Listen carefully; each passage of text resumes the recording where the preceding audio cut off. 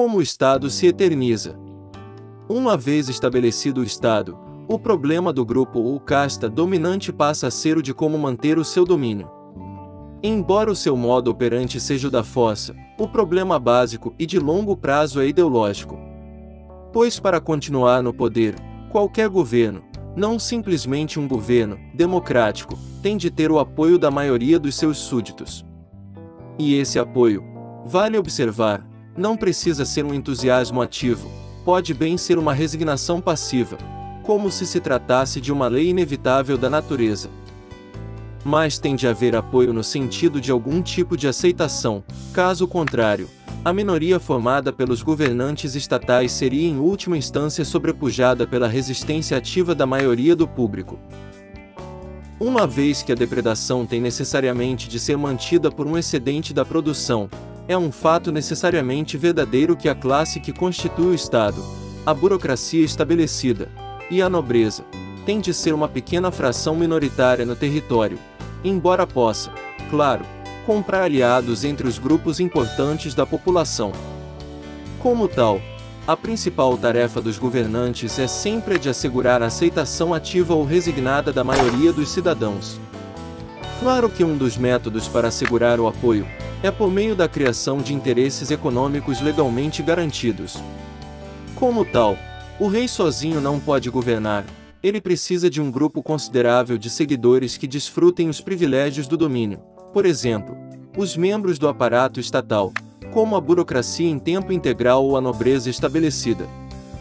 Mas ainda assim isto assegura apenas uma minoria de apoiadores fervorosos, e até a compra essencial de apoio por meio de subsídios e outras concessões de privilégios não é suficiente para obter o consentimento da maioria. Para produzir esta aceitação crucial, a maioria tem de ser persuadida por uma ideologia de que o seu governo é bom, sábio e, pelo menos, inevitável e certamente melhor do que outras possíveis alternativas. Há muitos anos que já se usa o idealismo cultural para moldar a sociedade. A promoção desta ideologia entre o povo é a tarefa social vital dos intelectuais. Pois as massas não criam as suas próprias ideias, ou sequer pensam de maneira independente sobre estas ideias. Elas seguem passivamente as ideias adotadas e disseminadas pelo grupo de intelectuais. Intelectuais são, por isso, os formadores de opinião da sociedade. E dado que é precisamente de uma modelagem da opinião aquilo de que o Estado desesperadamente precisa, a razão da milenar aliança entre o Estado e os intelectuais torna-se clara. É evidente que o Estado precisa de intelectuais, mas não é algo tão evidente porque os intelectuais precisam do Estado. Posto de forma simples, podemos afirmar que o sustento do intelectual no livre mercado nunca é algo garantido, pois o intelectual tem de depender dos valores e das escolhas das massas dos seus concidadãos, e é uma característica indelével das massas o fato de serem geralmente desinteressadas de assuntos intelectuais.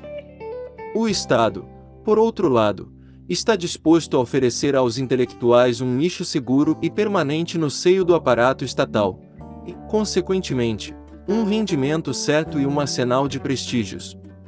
E os intelectuais serão generosamente recompensados pela importante função que executam para os governantes do Estado, grupo ao qual eles agora pertencem. A aliança entre o Estado e os intelectuais ficou simbolizada, no século XIX, no desejo ardente dos professores da Universidade de Berlim em formar o apoio intelectual da Casa de Hohenzollern. Já no século XX, podemos observar o comentário revelador feito por um eminente acadêmico marxista sobre o estudo crítico do antigo despotismo oriental realizado pelo professor Wittfogel. A civilização que o professor Wittfogel ataca tão veemente foi uma civilização que colocou poetas e eruditos no funcionalismo público. Dentre inúmeros exemplos, podemos citar o desenvolvimento recente da ciência, da estratégia a serviço do principal braço governamental no uso da violência, o aparelho militar. Outra venerável instituição é a do historiador oficial, ou historiador, da corte, dedicada a difundir a visão dos governantes acerca das suas ações e das dos seus predecessores. Muitos e variados têm sido os argumentos por meio dos quais o Estado e seus intelectuais têm induzido os seus súditos a apoiar o seu domínio.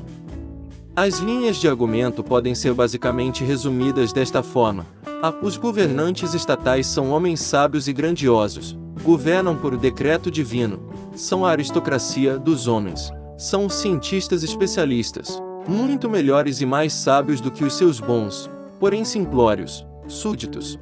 E b. A subjugação pelo governo é inevitável, absolutamente necessária e de longe melhor do que os males indescritíveis que sucederiam à sua queda.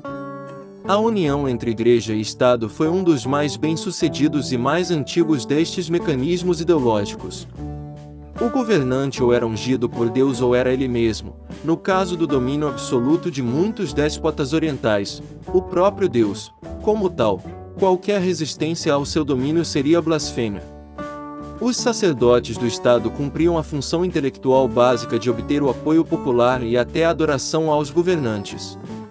Outro mecanismo bem-sucedido foi o de instaurar o medo acerca de quaisquer sistemas alternativos de governo ou não governo.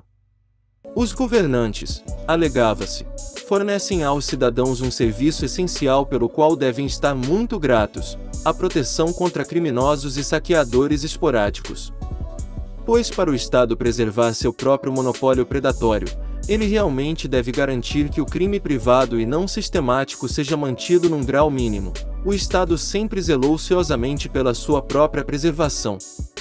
Nos séculos mais recentes, o Estado tem sido especialmente bem-sucedido em fomentar o medo acerca de outros governantes estatais. Dado que a área territorial do globo tem sido parcelada entre estados específicos, uma das doutrinas essenciais do Estado foi a de se identificar com o território que domina. Uma vez que a maioria das pessoas tende a amar a sua terra natal, a identificação dessa terra e do seu povo com o Estado foi um meio de usar o patriotismo natural para benefício do próprio Estado. Desta forma, uma guerra entre governantes seria transformada numa guerra entre povos, em que a massa dos indivíduos agiria em defesa dos seus governantes sob a falsa crença de que os governantes estariam agindo em defesa de seus indivíduos. Este apelo ao nacionalismo tem sido útil, no Ocidente, apenas em séculos mais recentes. Não há muito tempo, a massa de súditos olhava para as guerras como batalhas irrelevantes entre diversos grupos de nobres.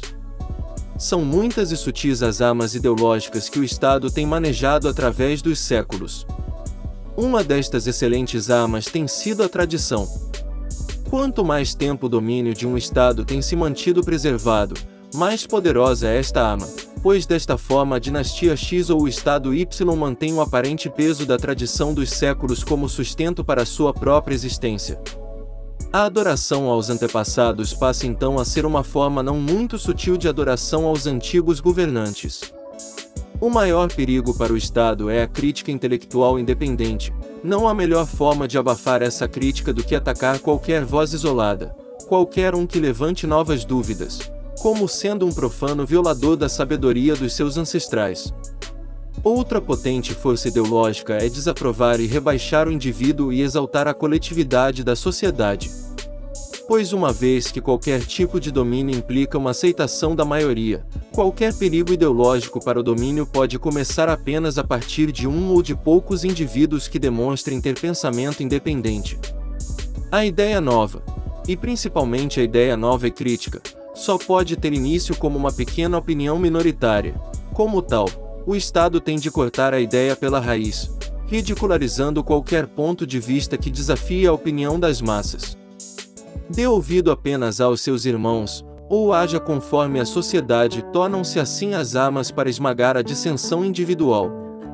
Através destes meios, as massas nunca vão descobrir que o rei está nu.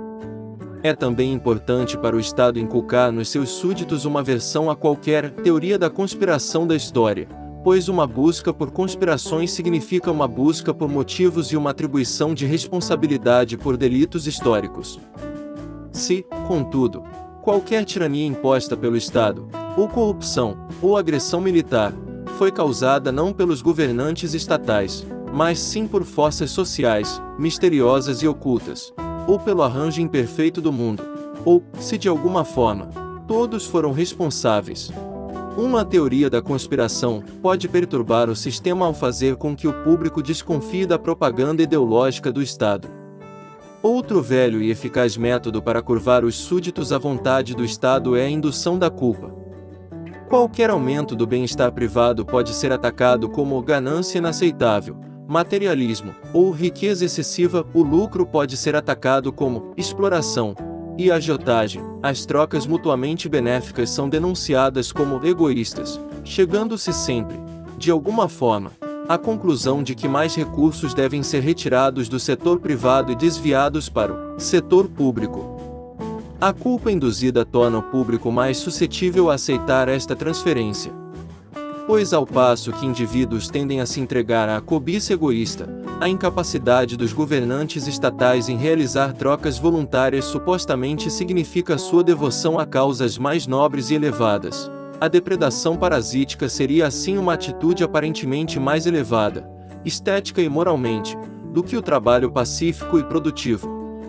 O aumento do uso de jargões científicos permitiu aos intelectuais do Estado tecer justificativas obscurantistas para o domínio estatal, as quais teriam sido imediatamente recebidas com zombaria e escárnio pela população de uma época mais simples. Um assaltante que justificasse o seu roubo dizendo que na verdade ajudou as suas vítimas, pois o gasto que fez do dinheiro trouxe um estímulo ao comércio, teria convencido pouca gente, mas quando esta teoria se veste com equações keynesianas e referências impressivas ao efeito multiplicador, ela infelizmente é recebida com maior respeito. Afinal, o bandido é a vítima da sociedade. E assim prossegue o ataque ao bom senso, em cada época realizado de maneira diferente. Por conseguinte, sendo o apoio ideológico indispensável para a manutenção do Estado, este é incessantemente obrigado a impressionar o público com a sua legitimidade, de forma a distinguir suas atividades daquelas praticadas por uma mera quadrilha de mafiosos. O homem comum, quaisquer que sejam as suas falhas, pelo menos vê claramente que o governo é algo que existe à parte de si e à parte da maioria dos seus concidadãos, que o governo é um poder separado, independente e hostil, apenas parcialmente sob o seu controle capaz de prejudicá-lo seriamente. Não é por acaso que roubar o governo é visto em geral como um crime de menor magnitude do que roubar um indivíduo, ou até mesmo uma empresa. O que está por trás desta visão, creio eu, é a profunda noção de que há um antagonismo fundamental entre o governo e as pessoas que ele governa.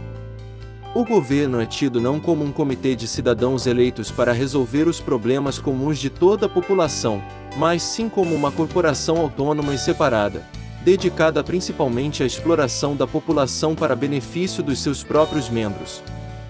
Quando um cidadão é roubado, uma pessoa digna foi privada dos frutos do seu esforço e poupança.